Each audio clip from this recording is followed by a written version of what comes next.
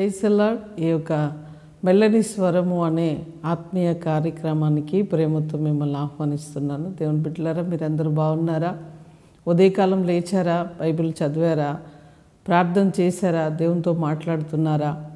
చాలా సంతోషముగా రోజంతా కూడా మీకు సంతోషం ఉండాలి అంటే ఒకటి సూత్రం. రోజంతా మీరు సంతోషంగా ఉండాలి. రోజంతా మీరు చాలా బలముగా ఉండాలి.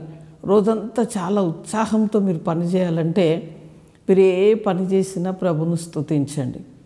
మీరు ఎక్కడున్నా, వంట చేసినా, ఏం చేసినా, ఊడ్చినా, చల్లినా, మరి ఇంకా ఏ పని చేసినా కూడా, టోటల్ మీరు ఏ పని చేసినా కూడా ప్రభును అలా ఆరాధిస్తూ ఉండండి. ఆయనే నూతన బలం మీకు ఇస్తాడు. ఇంకా నీ సంతోషాన్ని ఎవ్వరూ దొంగిలించలేరు. ఎందుకంటే ప్రభుతో ఆల్రెడీ నువ్వు మొత్తము పాలు నీళ్ళలాగా కలిసిపోతావు.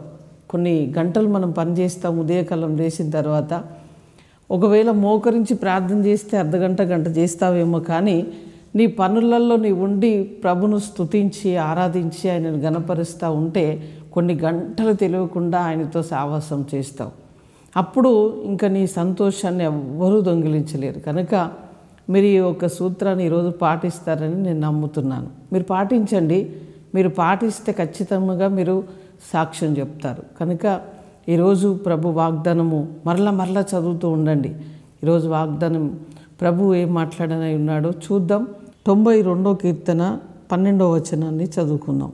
నీతిమంతులు ఖర్జూరపు వృక్షము వలె మువ్వ వేయుదురు, లెబానోను మీద దేవదారు వృక్షము వలె వారు ఎదుగుదురు.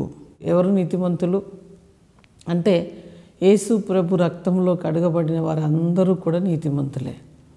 యేసు ప్రభును సొంత రక్షకునిగా అంగీకరించిన వారందరూ కూడా నీతిమంతులే. యేసు ప్రభును వెంబడిస్తున్న ప్రతి జనము, ప్రతి వంశము అందరూ కూడా నీతిమంతులే.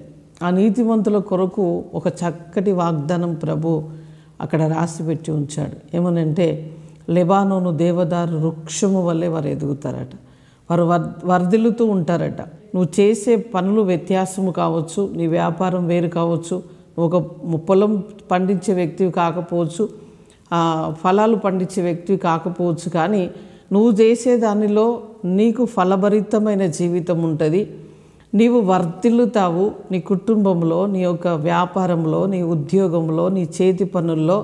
నువ్వు చాలా చిన్న వ్యాపార వ్యక్తివైనా కూడా నీతో మాట్లాడుతున్నావు. నువ్వు మహావృక్షములాగా ఎదగబోతున్నావు. ఆ పైన మువ్వ వేయబోతున్నావు. చాలా నువ్వు వర్ధిల్లబోతున్నావు అని ప్రభు మాట్లాడుతున్నాడు. మనుషులు కాదు మాట్లాడేది, దేవుడే నిన్ను వర్ధిలింపజేస్తానంటున్నాడు. కనుక ఖచ్చితంగా ఈ వాగ్దానమును మీరు నమ్మండి.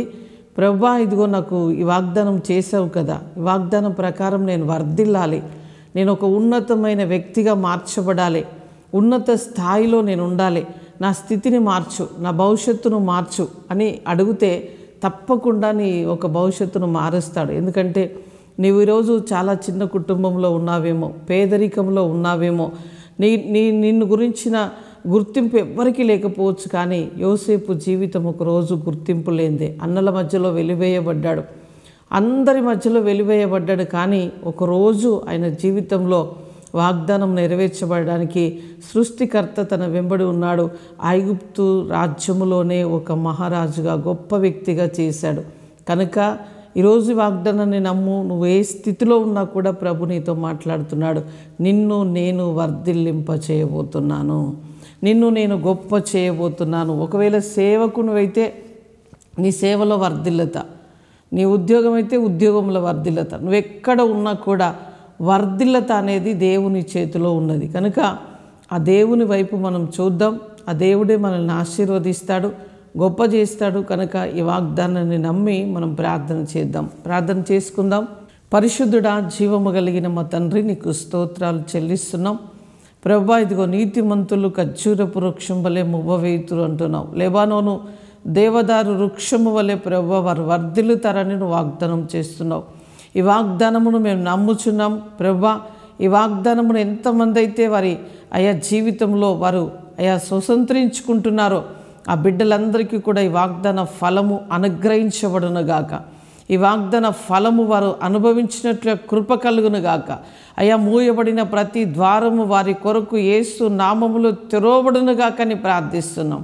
ప్రభు అద్భుతాలు చేయండి, గొప్పవారిగా చేయండి అయా. ఉన్నతమైన స్థాయిలోని బిడ్డలను ఉంచండి. వారి అయా చేతి పనులు, ఉద్యోగాలు, వ్యాపారాలు యేసు నామములో దీవించబడునుగాక అని ప్రార్థిస్తున్నాం. ప్రభు అద్భుతాలు చేయండి అయ్యా.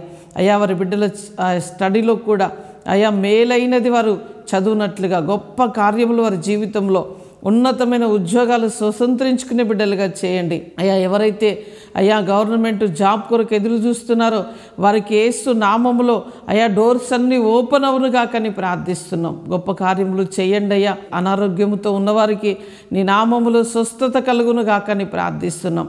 నువ్వు పొందిన దెబ్బల చేత మాకు స్వస్థత కనుక నమ్ముట నీ వలైతే నమ్మువాడికి సమస్తము సాధ్యమంటున్నావు. ఇదిగో నమ్మి నిన్ను స్తుతిస్తున్నాం ప్రభువా. అయ్యా హాస్పిటల్లో వెంటిలేషన్లో మూలుగుతున్న బిడ్డలకు స్వస్థత కలగాలి. గర్భఫలము లేని వారికి గర్భఫలము రావాలి. గడ్డలు, కంతులు యేసు నామంలో తొలగించబడాలయ్యా. అయ్యా తండ్రి, ప్రతి విధమైన అనారోగ్యం యేసు నామములో బ్రేక్ అయిపోవునుగాకని ప్రార్థిస్తున్నాం తండ్రి. ఈరోజు పెళ్లి రోజు, పుట్టినరోజు జరుపుకుంటున్న అయా బిడ్డలకు శుభములు, దీవెనలు ప్రకటిస్తున్నాం. అద్భుతము చేయండి.